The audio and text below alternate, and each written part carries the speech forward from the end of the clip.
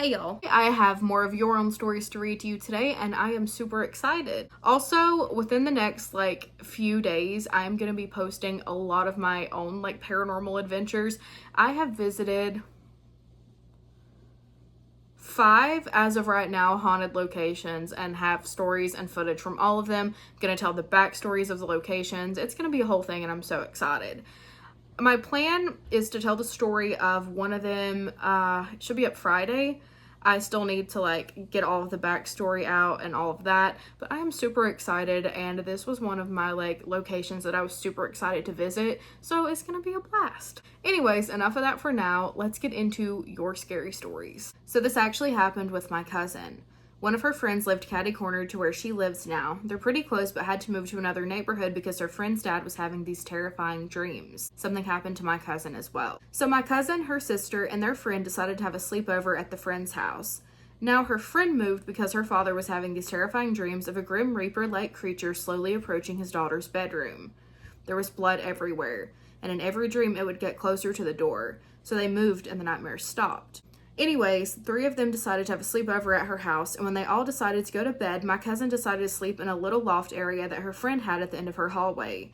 She told me that in the middle of the night, she heard something coming up the stairs. She suspected that maybe it was her friend's dog, but there was a gate at the bottom of the stairs, so there was no way that dog could have gotten up there. My cousin decides to open her eyes and look to see what it is, and what she saw terrified her. According to her, she said she saw a creature that was definitely not a dog. It was crouched at the end of the hallway near the top of the stairs.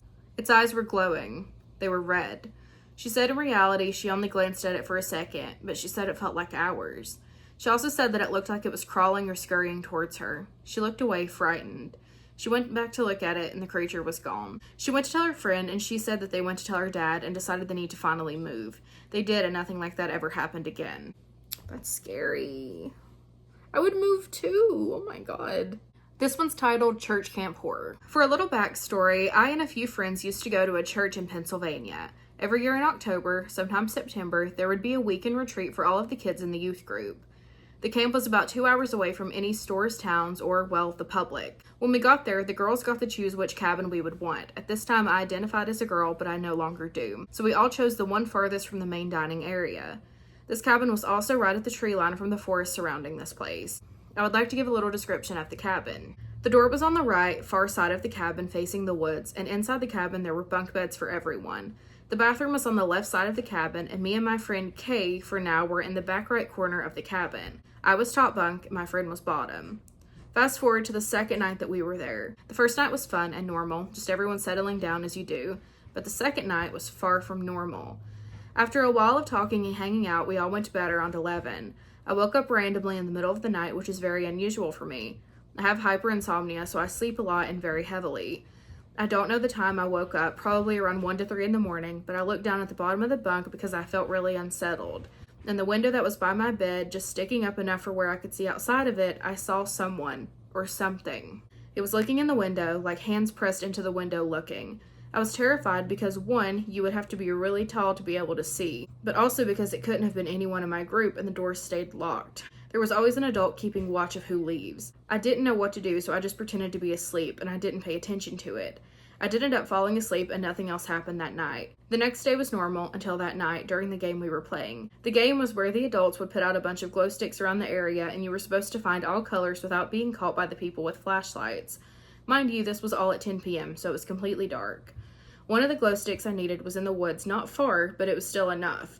While I was looking for it, I felt like I was being watched, so after I finally found what I needed to, I looked up and saw a dark figure standing, looking out from behind some trees. It was very tall, at least 7 feet. I had a feeling like it wanted me to follow it. I've always been a fan of the spooky and scary things, and I believe in all of the folklore, so I looked away even though I'd already caught this thing's eyes with mine.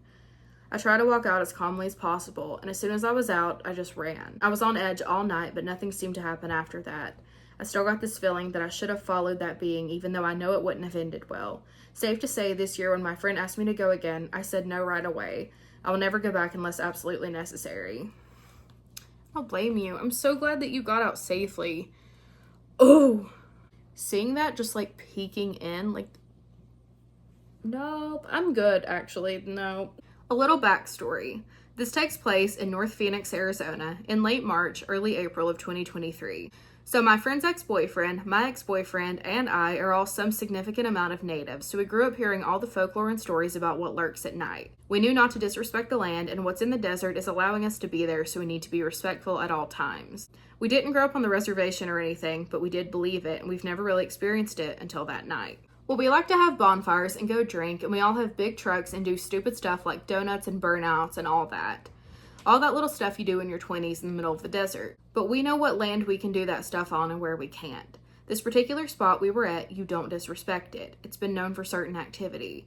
So we're driving on the dirt road and we pass the cement plant and there's a ranch on the other side of this fence. They have cattle and it's not uncommon for the cows to get out. And if we're there, the boys would usually just chase the cows back through the gate and close it. No big deal.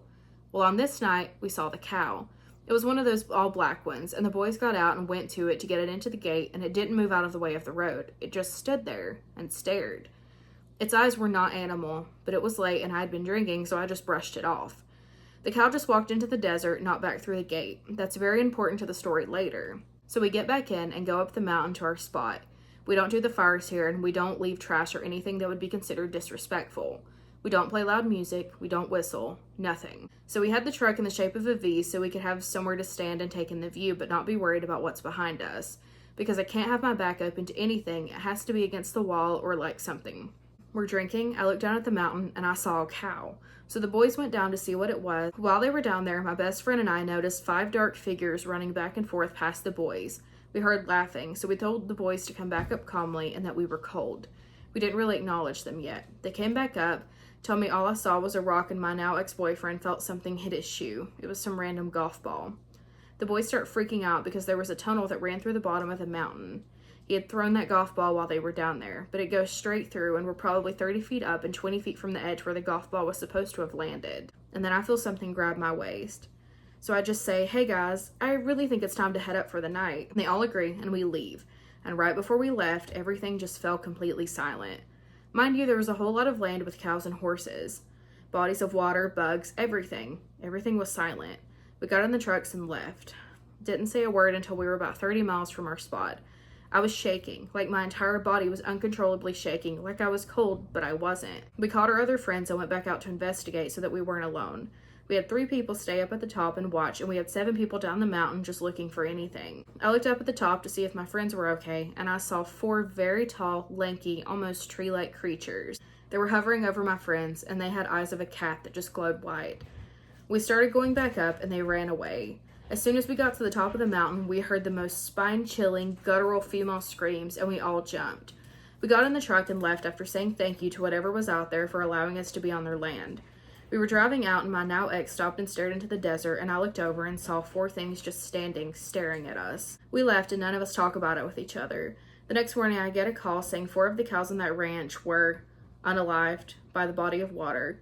They don't know what could have done it because there's no way a mountain lion could have done what had been done to those cows. One of them was an all-black cow that was in the road. We only knew it was that one because that's the only entirely black cow that they had. I've been back to that spot plenty of times and nothing has happened since, but that was truly the most terrifying, traumatic experience that I have ever had. I now have so much respect for nature and the land out there.